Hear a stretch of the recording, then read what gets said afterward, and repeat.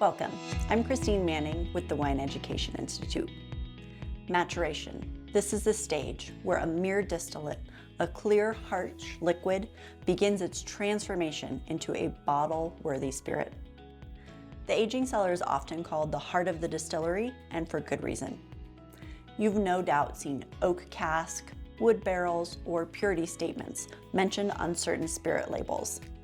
But these words hide a world of intention, tradition, and profound artistry. This step of the spirit making process is so important. Certain cognac houses in France affectionately call a special cellar paradis or paradise, a place for their oldest, most precious barrels go to age.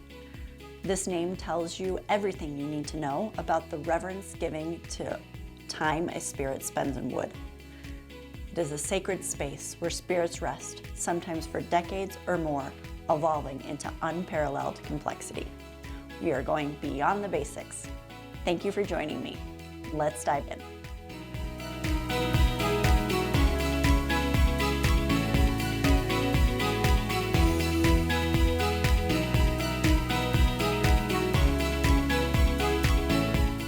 In today's video, we will look at our choices of vessels we can age spirits in.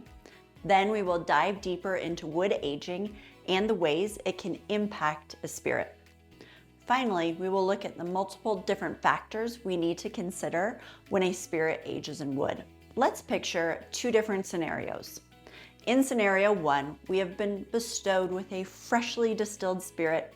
It emphasizes the aromas and flavors from your raw material. It was distilled intentionally to include additional flavors and aromas and cut out much of the textural sharpness from distillation. Now, in this hypothetical scenario, you may have a spirit like a rum made from sugarcane juice, such as a rum agricole, or an armagnac made from very aromatic grapes. In these examples, and important to note, these are not the only ones, you will want to highlight the purity of the raw materials and congeners from distillation.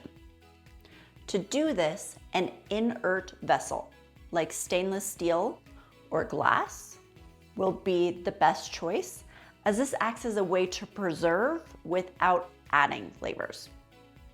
From a flavor perspective, things will stay the same. However, it is still possible to see some changes, specifically to the texture of our spirit, which can be influenced by the length of time it rests, additions of things like water or glycerol, or even allowing a little bit of air into this vessel. Key takeaway being, when choosing to mature a spirit in an inert vessel, the main goal is flavor preservation. If you're curious for what happens to these spirits after they're rested, go to the finishing portion of our series. Now, let's imagine scenario two. We are bestowed with a newly distilled whiskey, cognac, or maybe even a molasses-based rum, to name a few. And we want to add those signature aromas and flavors of wood aging. Perhaps we want to smooth out the texture via char inside of a barrel. As all of our spirits are clear at this point, we may want to pick up some natural color from a wooden vessel. Or, quite simply, where I am making my spirit may dictate the use of wood aging for me. To accomplish these tasks, we will look to oak the vast majority of the time. It has been naturally available in spirit making regions for as long as we have been making spirits. Nowadays, forests may even be planted for this purpose alone. In addition to availability, oak holds liquid without losing it, and also it is not completely airtight. Oak is malleable. You can bend it into the shape of a barrel. Oak has flavor compounds of its own and textures from tannins, both of which distillers enjoy in their spirits. And oak has color. To make an oak barrel, the cooper is after the inner parts of the trunk. The trunk will be cut into staves and then dried. This can be done by air drying outdoors for a year or more, or kilned for faster preparation. Once dry, the staves will be formed into its shape and then held in place by a metal hoop. After this, the barrel may be toasted or charred. Toasting, as the name suggests, gives a gentle heat and blackens the inside of the barrel. Charring is where the inside of the barrel catches on fire. Notice there's not a kitchen appliance called a charrer. Obviously, this will blacken the inside of the barrel, and it will create a layer of carbon or char on the barrel innards. Next, let's look at what happens to our spirit once it is in the barrel. Maturing a spirit in oak has three main influences: extractive, subtractive, and interactive. The most overt way oak can impact a spirit is the extractive process, or what the spirit is pulling from oak. In other words, what oak is adding to the spirit. Oak can add flavor during maturation. Different oak species have different compounds in the staves, such as lactones, which can contribute aromas of coconut. Other species may have higher vanillin compounds. Oak can add color to a spirit. Remember, all spirits coming off of a still are clear. If oak has a light toast to it, it may contribute yellow to golden hues. The more times a barrel holds a liquid, the less this color comes through. If a barrel is brand new and has a thick layer of char, this will contribute a deeper golden to amber color, depending on how long the spirit rests in wood. Over time, the spirit may even evolve into a brown color.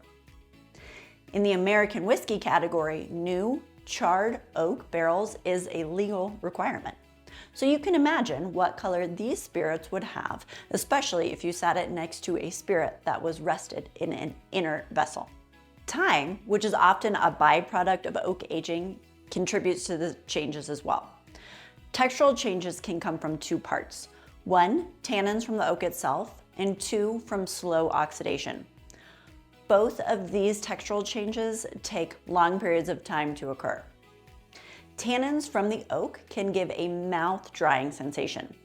If you've ever had an over-steeped cup of tea, you can relate to what this texture feels like.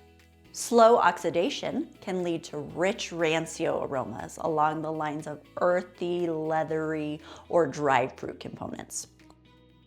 Next, and oppositely, the subtractive process. This is the removal part. Harsh compounds and fractions can be removed by aging a spirit in a barrel. If the oak barrel has been charred, there is a layer of carbon on the inside of the barrel. This carbon can act like a sponge, trapping and removing unwanted congeners and undesirable textures. Finally, the interactive process. In other words, the oxidative part.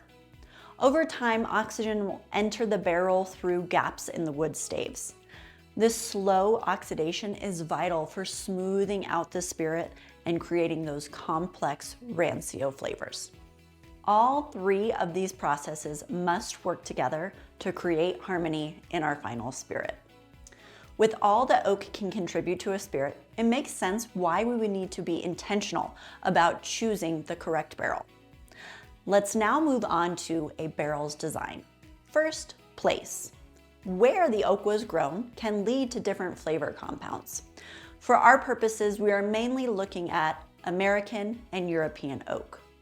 Generally speaking, and this is more of a fun fact than something to memorize, American oak tends to have more coconut-like aromas, and European more vanilla aromas and flavors.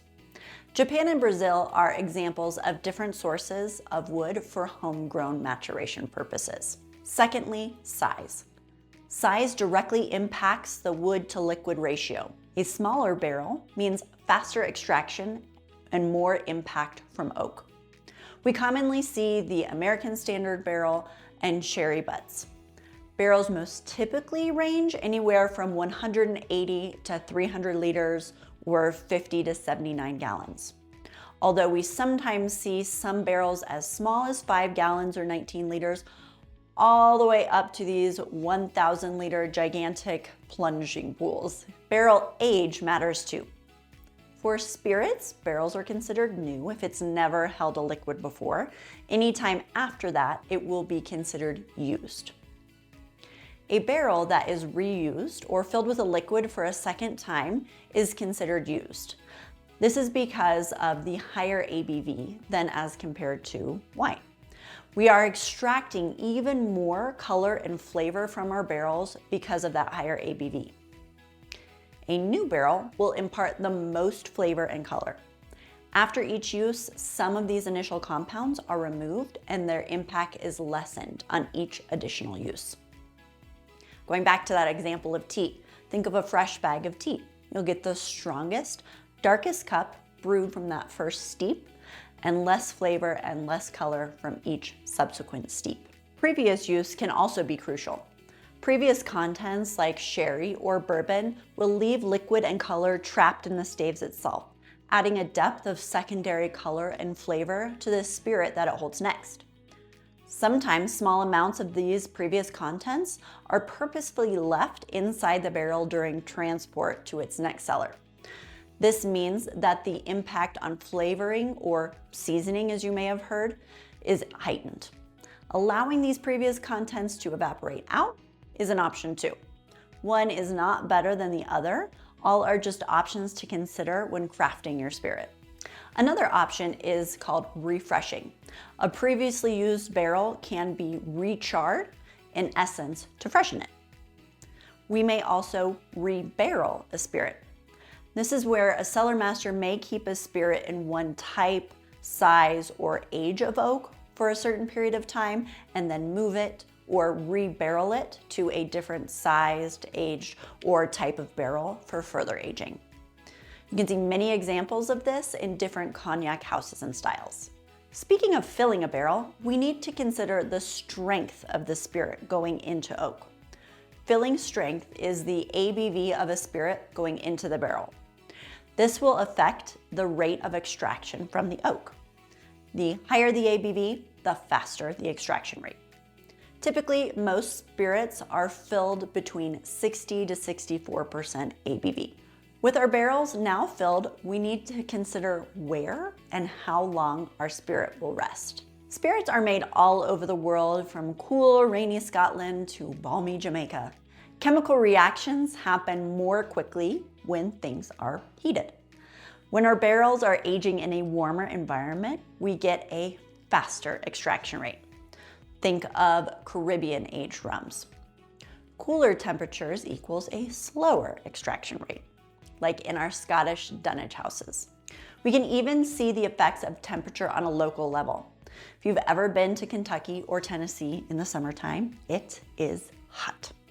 Now, imagine being in a non-air conditioned several-story building, and in each one of these floors, we are holding a barrel of bourbon, or multiple barrels.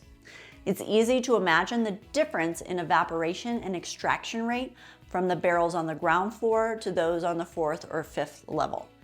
Typically, distillers will blend from different warehouse locations to balance this out, although sometimes you will see distillers go so far as to rotate barrels between different floors. Not for me. This same concept can be seen in a lesser extent in other warehouses where barrels are stacked 3 or 4 rows high. Humidity needs to be considered when determining resting time. The humidity or lack thereof in an aging environment can lead to evaporation, which would impact the ABV of the spirit over time. In a dry warehouse, water evaporates faster than ethanol, meaning that the ABV increases. If we are keeping with the Kentucky and Tennessee example, not only is the climate hot for much of the year, but it is also dry, relatively speaking, to Scotland or the Caribbean. In these hot, dry areas, some spirits can evaporate, as if you are sending up a drink or two to the angels, contributing to that angel share. Conversely, in a humid warehouse, the ethanol evaporates faster than water, and in other words, the ABV decreases. If your barrel were to rest for an extended period of time in a humid location, your ABV could fall below the legal requirement to be considered a sellable spirit. So this is where that fill strength is doubly important. On the subject of time, extended aging leads to two beautiful outcomes. First is Rancio, those complex oxidative flavors like nuts, leather, meat, lacquer, or even candied fruit. And esterification.